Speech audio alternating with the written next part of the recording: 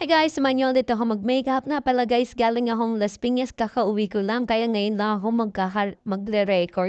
First of all guys, nag-prep na ako ng skin. Naglagay ako ng moisturizer sa aking lips. At next ito, maglalagay ako ng facial mist ng moisturizer din siya guys. Ang gagawin ko nga pa ng look ngayon is an approachable look. Hindi ko nasasabihin sa inyo kung ano yung process itong foundation. Matic yan, blend lang. Eberbile na lang naman yung gamit ko. Yan lang naman. Nakita ko kasi sa TikTok 'tong look na 'to, kaya ngayon susubukan ko yung lahat ng kaya ko, kung magagawa ko ba siya o hindi. Hindi naman gayang-gaya yung sariling version ko, pero try natin, 'di ba? Malay mo gaya siya. Ta's naglagay ako ng, ano yan, concealer diyan.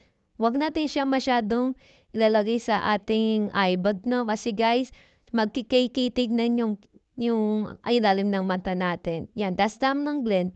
Kung ano yung ginawa kong contouring sa winter look, yan din yung ginawa ko guys. Guys nga pala, salamat sa mga nagko-comment kung ano yung mga suggestion nyo. Thank you guys. At saka guys, shoutout sa inyo. Kay Lucky de Sostomo, tsaka kay Aya, shoutout sa inyo. Yan, tamang blend lang tayo. Tapos ang ginamit ko dyan na blush is Abyss brand na in the shade of blush.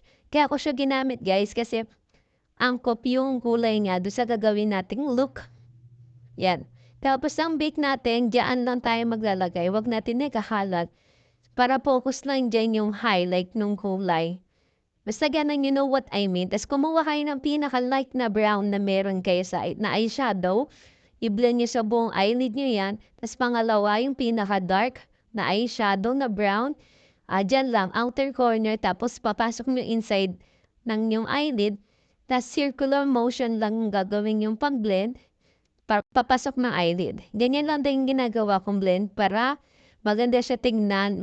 Yung ano ba, yung parang may dimension siya tingnan. Ito yung pinaka-crucial sa akin is maglalagay na wing eyeliner. Pero kayo rin naman, kaso nga lang nahihirapan ako. Kaya minsan na ako gumagamit niyan. Iyan yung aking finalize ng mata ko. Naglagay na rin ako ng contact lens. Di ko na pinakita.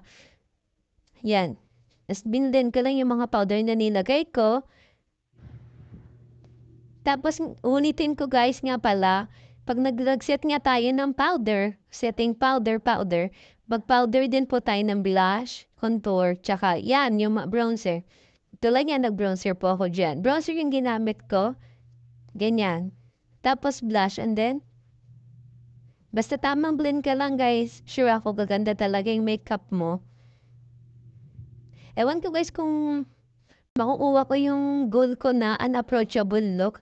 Pero sa ingat kung anong tingin nyo. Guys, follow, share nyo naman po. Tsaka like. Yan. Tapos, ang ginamit ko lip gloss, nag-lip liner ako, tapos lip gloss. Tapos, yan lang naman yung final look ko. Yan. Ganyan. Tapos, highlighter. Powder highlighter. Para kunyari glass skin tayo. Kasi nakatulong din yan, makaplik ng tingin sa atin, guys. Kapag yung pag naglagay tayo niyan, mukhang ano, ayan yung final look, oh. Thank you guys. Thank you for watching. I love you all. Bye-bye!